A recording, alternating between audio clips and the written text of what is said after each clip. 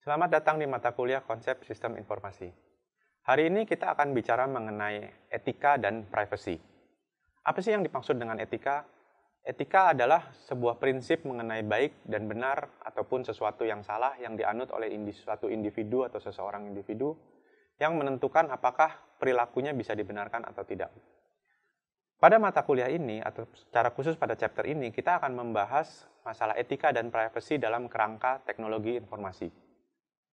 Di sini kita ada membahas mengenai 4 standar yang biasa digunakan dalam etika.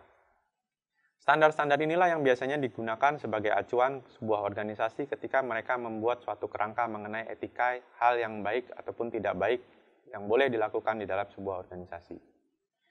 Di luar itu, kita juga akan bicara mengenai etika teknologi informasi atau yang umum disebut sebagai IT ethics. IT ethics ini membahas mengenai 4 hal: privacy, accuracy, property, dan accessibility. Di samping etika, kita juga bicara mengenai privacy. Apa sih yang dimaksud mengenai privacy? Privacy adalah hak seseorang untuk menyendiri ataupun untuk tidak diganggu oleh orang-orang yang lain. Secara khusus, kita bicara mengenai data ataupun information privacy. Artinya, data atau informasi tersebut hanya bisa diakses atau hanya boleh diakses oleh orang-orang yang memang berhak untuk mengakses data tersebut.